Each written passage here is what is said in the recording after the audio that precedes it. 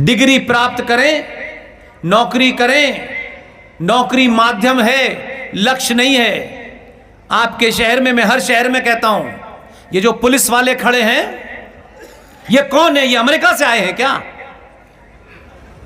कौन है? किसी का भाई है, किसी का पति है, किसी का बेटा है। इन विचारों को ये दो दो कौड़ी के नेता जिस तरीके से इनको भगाते हैं,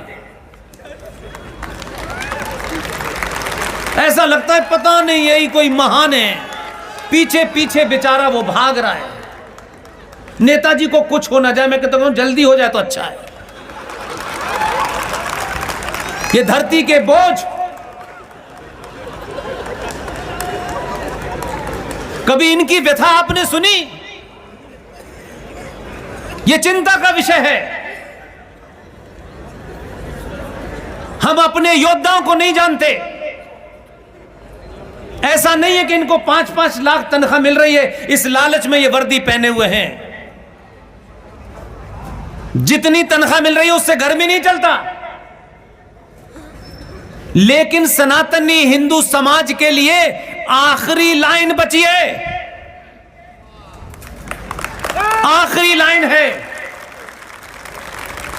आप चलते फिरते ठुल्ला कहते हैं उससे, बिना जाने आप कहते हैं कि अरे 2 रुपए में बिक गया होगा, इसने रिश्वत ले ली होगी। आपको हकीकत पता नहीं है, इसलिए सब कुछ कहते हैं आप। 2 कौड़ी के नेता को तो सर पे बिठाते हैं, और जो आपके लिए जान देता है, जो आखिरी दीवार की तरह खड़ा हुआ है, उसके घर में आप कभी नहीं जाते हैं। डीएम साहब के यहां सबसे महंगी मिठाई का डिब्बा लेके जाते हैं, क्योंकि नीचे लिफाफा भी होता है कि कॉन्ट्रैक्ट पास कर देना। कभी इस समाज ने सोचा कि ये जो कांस्टेबल है, जिसे कोई 5 रुपए रिश्वत भी नहीं देता, ये 72 घंटे की ड्यूटी करता है, न इसके लिए होली है न दिवाली है, लेकिन इसकी कीमत पर नेताजी कहते हैं आज होली का त्योहार शांति से संपन्न हो गया, जैसे इन्होंने शांति बनाई थी। जिन्होंने बनाई थी, इनसे तो हमारा समाज भी नहीं बात करता। और मैं ईमानदारी से कह रहा हूं, मैं जानता हूं, मैं आप सबको पता है कि मैं कहां पैदा हुआ हूं, इसलिए मुझे कोई कंफ्यूजन नहीं है। सनातनी हिंदू समाज के और जिहादी इस्लामिक आतंकियों के बीच में यह आखिरी डिफेंस लाइन है। ये जो पागल दीवाने जिन्हें यह बताया जाता है, यह पत्थर की कहानी बड़ी पुरानी है। यह पत्थर का कई तरह से इस्तेमाल करते हैं। जब वहां जाते हैं मक्का हज करने, तो इनको बताया गया है, ऐसा मानते हैं कि जब जाते हैं मक्का में जो काबा है, तो रास्ते में एक छोटा सा पत्थर खड़ा हुआ है, उसे इन्होंने कहा यह शैतान है। तो हज जब ही पूरी होगी जब शैतान को पत्थर मारना होगा। यह पत्थर मारने का सिलसिला कश्मीर से नहीं शुरू हुआ है, यह 1400 साल पुराना है।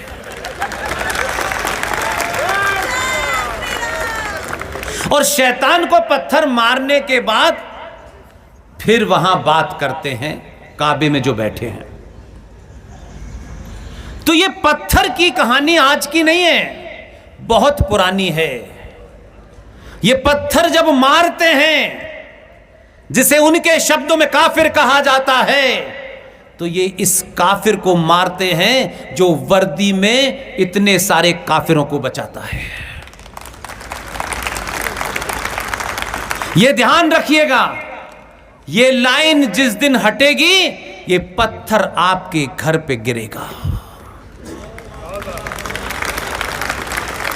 इसलिए आप इनको कुछ भी कहें, मैं सबसे विनम्र निवेदन करता हूं, मैं दंगों के शहर अलीगढ़ में, और अलीगढ़ के अंदर वो जगह जहां आइडिया ऑफ पाकिस्तान पैदा हुआ था, मैं भी वहीं पैदा हुआ हूं। उस फितरत को किताब से भी जानता हूं, बोलने चालने से भी जानता हूं, और जरूरत से ज्यादा जानता हूं। इसलिए आप मशगूल हैं कि हमारी सरकार है और वहां हमारी सरकार नहीं है। सरकार सरकार होती है, हमारी तुम्हारी नहीं होती। यह आप तय करेंगे कि सरकार आपने बनाई है, तो सरकार को यह बोध कराते रहिए, कुर्सी हमने दी है, वापस ले लेंगे।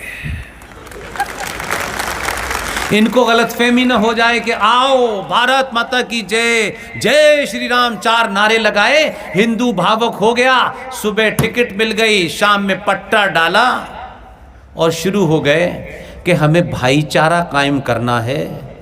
ये 1400 साल में आपको पहली बार पता चला भाई कौन है और चारा कौन है। अब अगर पता चल गया है तो कम से कम दोबारा तो गलती मत करिए। हां, कुछ लोग आजकल भाईचारा बनाने के लिए दर दर मस्जिद मस्जिद जा रहे हैं, भीख मांग रहे हैं, 95 करोड़ सनातनियों की बेइज्जती कर रहे हैं, सफाई दे रहे हैं। कहा जा रहा है कि भारत में मुसलमानों को डरने की कोई जरूरत नहीं है। जब ये डरा हुआ है तब तो चौराहे चौराहे सनातनी हिंदू का सर तन से जुदा कर रहा है। अगर न डरा होता तो क्या करता। इसलिए भारत के इतिहास में सबसे ईमानदार एक आदमी था, सबसे ईमानदार आदमी, क्योंकि हमारे घुट्टी में लिखा गया है कि हम ईमानदार आदमी की कभी बात नहीं सुनेंगे।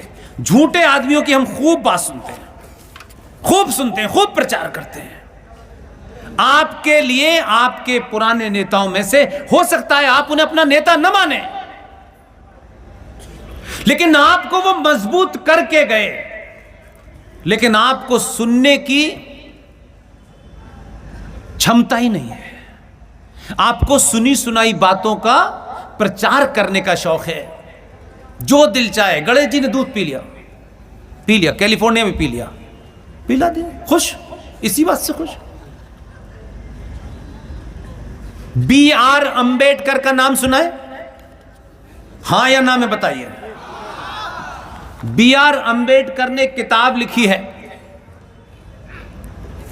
उस किताब का पेज नंबर भी बताता हूं और क्या लिखा है यह भी बताता हूं। B.R. अंबेडकर पे तो कोई शक नहीं है कि वो हिंदूवादी थे, कोई ब्राह्मणवादी थे, कोई ठाकुरवादी थे। उस समय के दौर में सबसे ईमानदार आदमी था। बिना लाग लपेट के उसने बोला है, ये बिना लाग लपेट के। आज के बड़े बड़े हिंदू ठेकेदार जो चौराहे चौराहे मस्जिदों में जा रहे हैं, भाई हमें माफ कर दो, नुपुर से गलती हो गई है, हम तुम्हारे पैर पकड़ते हैं, तुम हमसे ये भी ले लो, ये भी ले लो, ये भी ले लो। अपनी बेटियों की शादी कर करके राष्ट्रवाद जिंदा रखे हुए हैं मुसलमानों से। उन बेईमानों के लिए कह रहा हूं मैं ये बात। अंबेडकर का नाम क्या है, उनकी जाति क्या है, मुझे इसमें कोई इंटरेस्ट नहीं है। मुझे इसमें इंटरेस्ट है सनातन को बचाने के लिए जो बातें उन्होंने कही उसको इस समाज को जानबूझ के नहीं बताया गया।